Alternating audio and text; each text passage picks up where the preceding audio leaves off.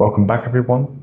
Today I'm going to be talking a bit about mindfulness and the role of mindfulness as we engage on our journey towards healing addiction. And now, I've made many videos covering this topic in the past, but in today I'm going to make a video really narrowing in specifically on certain techniques, how we understand our addictions and our patterns from this meditation, mindfulness-based perspective, and how exactly these practices will, in fact, lead to you to be able to be in a position where you can overcome these addictive patterns. Now, the first essential stage in understanding these addictive patterns is to be able to look at them, to witness them, and first acknowledge their presence in our consciousness. Now, many of us, we continue through our lives in this unhealed and traumatized state because we are chronically avoiding these patterns. They frighten us, they scare us, and we know on an intuitive level that there is a lot of conscious inner work that we need to do. But because this inner work is difficult, because it requires effort and discipline, we avoid it. We prefer the easy life, which is lived residing in our comfort zone. But of course, that easy life is not the highest form of life. It's not the form of life where we experience the most amount and depth of fulfillment. Fulfillment comes through doing difficult things sometimes. This is why, throughout almost every human culture, there is the mythology of the hero, right? And the hero is the archetype of a fulfilled life. And the hero obviously has to go through certain initiations, certain difficulties, certain obstacles which test the hero and their capabilities. And it's through overcoming those difficulties that they learn something deep about themselves, that they acquire some kind of wisdom or treasure of insight. But of course, that treasure is only attainable first through witnessing and encountering darkness, through slaying our inner dragons and demons. And now, we look at the hero's life and we look at their fight, their combat with their inner darkness, and we find that noble. And there's a reason we find that noble, because there is something beautiful about really grappling with the limits of our capabilities. Just today I was watching this video about someone who won the Guinness World Record for the longest plank, and they managed to hold this plank for about 9.5 hours. And this guy from the Czech Republic who's 58 years old. And I was watching this video and I was just staggered at the amount of mental endurance and willpower to complete such a physical feat. And not just a feat, but also at the age of 58. And that's astonishing to me. And I think a lot of people love these stories about overcoming these profoundly difficult obstacles, because they really tap into something deep in the heart of the human psyche. And now, to come back to addiction and mindfulness, I've spoken in the past about how one of the most fundamental obstacles we have to overcome when we are healing our addictions is this deep aversion and avoidance of uncomfortable sensory experiences. We want to avoid boredom, depression, anxiety, and so we look for a solution, and this solution often comes through the substance, or it comes through some kind of activity, whether it be eating unhealthy food, or gambling, or sex, or whatever one's chosen poison is. And all these solutions, right, they are essentially ways of creating a pleasurable mental state. We want to feel good and we don't want to feel bad. And in the state of addiction, we get so attached to the state of feeling good and so avoidant of feeling bad that we just continue postponing the hangover. We just continue indulging in that pleasure, to continue avoiding the shadow of human existence. And the shadow of human existence is that there is a very real and inevitable nature to suffering. And if we avoid the reality of that suffering, we will just perpetuate more and more suffering. The only way to break the loop is to sit with ourselves, to sit with our patterns of avoidance, to notice the damage that has been caused from our chronic avoidance. Because of course, in addiction, this sort of relentless pursuit of pleasurable feelings, it doesn't make you feel more whole.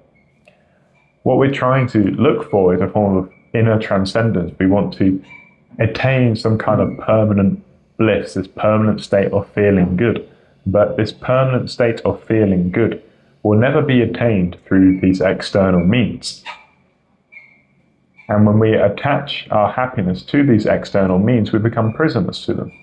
And of course, when these external means of attaining happiness never provide the lasting fulfillment that we are deeply at a soul level yearning for, we experience inevitable disappointment.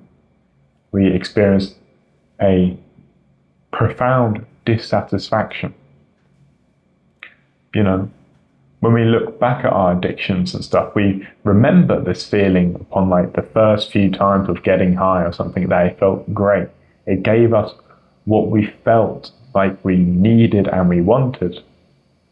And we keep recalling to our mind that feeling, that memory, and that memory creates this pressure for us to go out and try and recreate it. But we're trying to recreate an illusion, something that never really happened. I see our memories can, deceive us in pretty powerful ways, especially in the case of addiction. And they can deceive us in such a way that we keep chasing a ghost. We keep chasing that ghost, and there's this idealization of euphoria.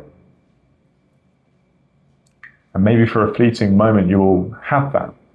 You will feel like you're in that place, but because it's short lasting, it very quickly fades, and then you have to do more to recreate that feeling, and you're just constantly in a state of chasing. You're never quite satisfied. You're satisfied for very few and fleeting moments, and most of your existence is this voidness, this deep emptiness that you are trying to fill with the addiction.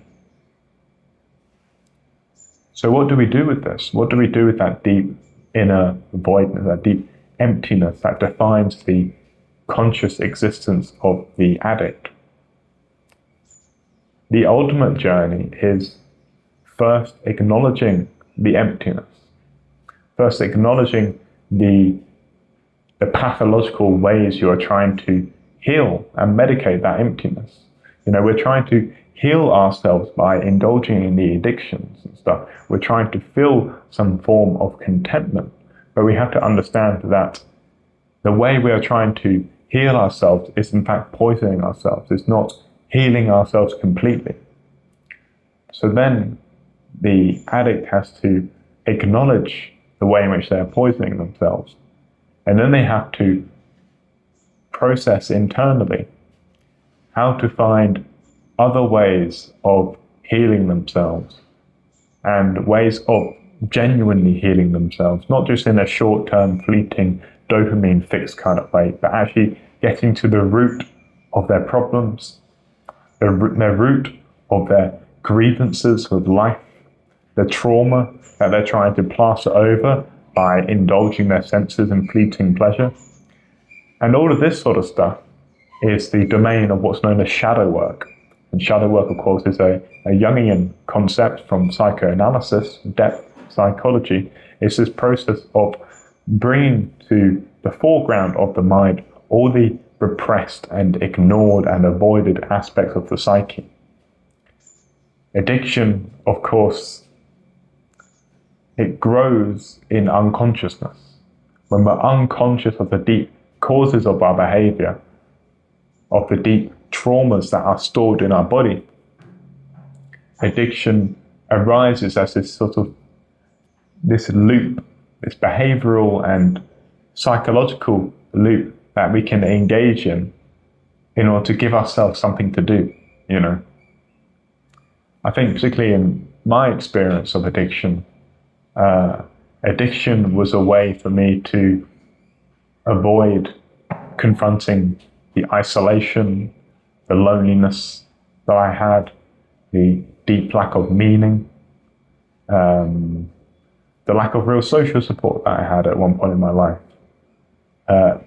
Indulging in drugs and euphoria, the rush of certain substances, it gave me a hobby, a thing to do. And it let me distract myself from myself. You know, besides, you know, doing drugs, I would often avoid and distract myself with studying, things that I saw as productive, with exercise. All my hobbies became these sort of obsessive and compulsive things because I couldn't sit still.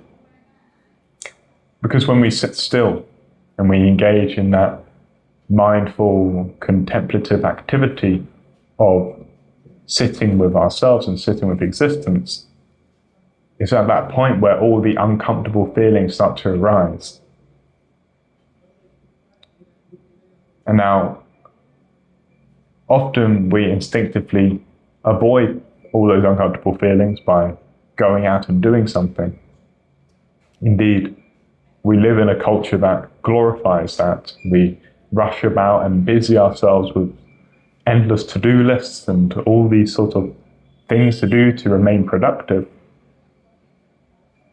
We're very much a culture that is allergic to stillness.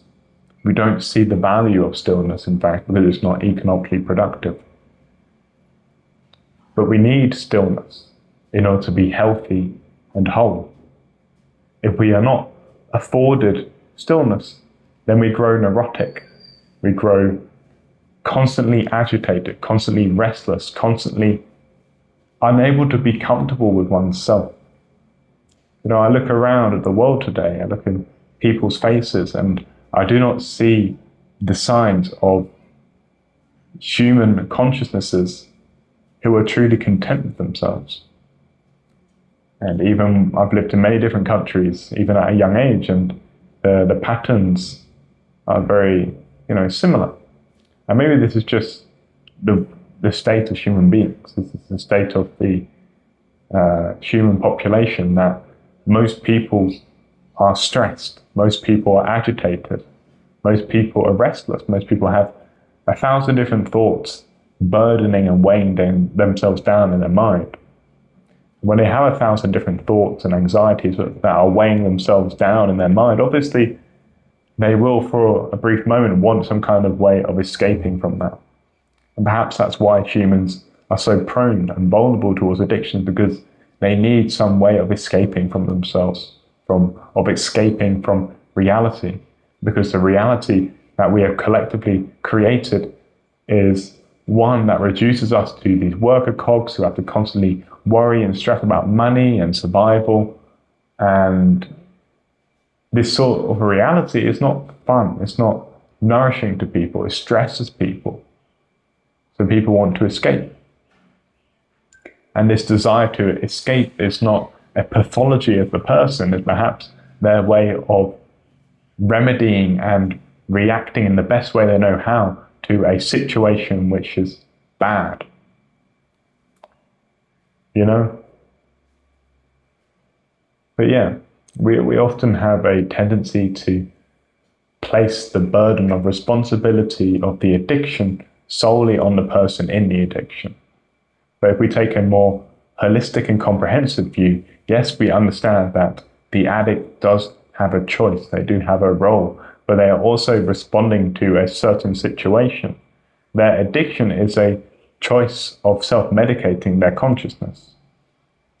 They're trying to medicate something. They're trying to heal something in the best way they know how, in the most effective way they know how. Because many of them are genuinely traumatized. They're not seen by the world. They're not appreciated. They feel lost. They feel empty. And they just want to feel good. Don't we all just want to feel good, at the end of the day? But yeah, I think as some final parting thoughts, I think we should really humanize addiction. We should not look upon people suffering from addiction with this energy of judgment and disgust, which is very common. We should really empathize with their plight. We should try to understand the root of why they do what they do. What pain has caused that? What sort of isolation has caused that? Because when we start to ask ourselves those questions, we can see how we ourselves harbor those same addictive patterns, those same yearnings for connection, for a way to remedy suffering. The addict lives within us. And we should see that. But yeah, that's been useful to everyone. See you guys next time. Adios.